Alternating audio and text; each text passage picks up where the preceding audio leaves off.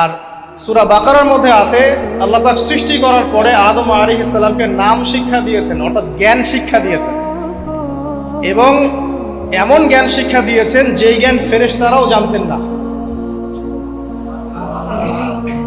আল্লাহ পাক ফেরেশতাদেরকে বলেছিলেন যে তোমরা এই নামগুলো বলে দাও দেখি, যদি তোমরা সত্যবাদী হয়ে থাকো। ফেরেশতারা এই নামগুলো বলতে পারেননি। তারা বলেছিলেন লা ইলমা লানা ইল্লা মা আল্লামতানা, আপনি আমাদেরকে যা শিখিয়েছেন এর বাইরে আমাদের কোনো জ্ঞান নেই। এরপর আল্লাহ পাক আদম আলাইহিস সালামকে বলেছেন আদম তুমি নামগুলো বলে দাও দেখি। এরপর আদম আলাইহিস সালাম সুন্দর করে সব নামগুলো বলে দিয়েছেন, কারণ আল্লাহ পাক তাকে সেই জ্ঞান শিক্ষা দিয়েছিলেন। এরপরে আল্লাহ রাব্বুল আলামিন ফেরেশতাদেরকে বলেছেন তোমরা আদমকে এখন সিজদা করো, কারণ জ্ঞানের মানদণ্ডে আদম তোমাদের চেয়ে শ্রেষ্ঠ। সুবহানাল্লাহ। আর আমরা সেই আদম সন্তান, যদিও বা পৃথিবীতে আসার পরে আমরা আমাদের পরিচয়টা ভুলে গেছি। সেই আদম সন্তান যে আদমকে আল্লাহ রাব্বুল আলামিন ফেরেশতাদেরকে দিয়ে সম্মানিত করলেন, সিজদা করালেন, সেই আদম সন্তান এখন আল্লাহর জমিনে শিরক করে, নবী সাল্লাল্লাহু আলাইহি ওয়াসাল্লামের সুন্নতের অনুসরণ করতে চায় না, নবীদের আদর্শ মানতে চায় না, কোরআন এবং সুন্নাহ মেনে জীবন করতে চায় না। সেই আদম সন্তান এখন জেনা করে, ব্যভিচার করে, মাদকদ্রব্য পান করে, সমকামী। সেই আদম সন্তান এখন ঘুষ খাচ্ছে, সুদ খাচ্ছে, দুর্নীতি করছে, অন্যের সম্পদ আত্মসাৎ করছে, অন্যায়ভাবে মানুষকে হত্যা করছে। এমন কোনো গুনাহ নাই যে সেই আদম সন্তান করছে না। কোন আদম সন্তান?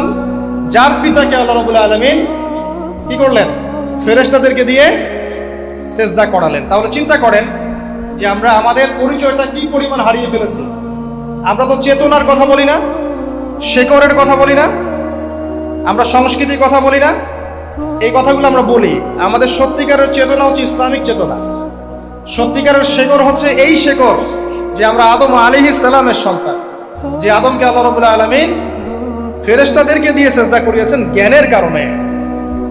আজকে সেই আদম সন্তান দেখবেন জ্ঞান অর্জন করতে চায় না, দ্বীনের জ্ঞান অর্জন করতে চায় না, দুনিয়ার জ্ঞান অর্জন করতে চায়, দ্বীনের জ্ঞান অর্জন করতে চায় না। যে জ্ঞান তাকে পরকালে নাজাতের ওসিলা করবে, সেই কোরআনটুকু তিলাওয়াতও করতে চায় না, তিলাওয়াত করা শিখতেও চায় না, আগ্রহই নাই। তাহলে আমরা কি পরিমাণে আমাদের শেকড়টা ভুলে গেছি, চেতনা হারিয়ে ফেলেছি, আমাদের মূল সংস্কৃতি থেকে দূরে সরে আসছি। একটু চিন্তা করেন।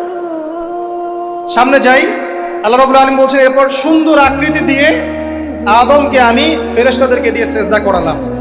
ফাসাজাদু, সবাই সেজদা করলো, প্রত্যেকটা ফেরেশতাই কি করলো? সেজদা করলো। ইল্লা ইবলিস, কে সেজদা করলো না? ইবলিস। ইবলিস সেজদা করলো না। ইবলিস কে ছিল? সে কিন্তু কোনো ফেরেশতা ছিল না। সে ছিল একজন জিন। কানা মিনাল জিন্নি, সূরা কাহফে আল্লাহ পাক বলেছেন কানা মিনাল জিন্নি, সে জিনদের একজন ছিল। ঠিক আছে? সে আল্লাহ রাব্বুল আলামিনের এত বেশি ইবাদত করেছিল যে আল্লাহ রাব্বুল আলামিন তাকে এক পর্যায়ে ফেরেশতাদের উপরে একটা দায়িত্বশীল বানিয়ে দিয়েছিলেন। ঠিক আছে? তো কিন্তু তার মনের ভিতরে একটা কিবর বা অহংকার ছিল, যে অহংকারের কারণে সে কিন্তু আল্লাহ পাকের এই নির্দেশটা পালন করলো না, লঙ্ঘন করলো। আমরা সামনে যাই। লাম ইয়াকুম মিনাস সাজিদিন, আল্লাহ পাক বলছেন সে সিজদাকারীদের অন্তর্ভুক্ত ছিল না। কে? ইবলিস। আচ্ছা,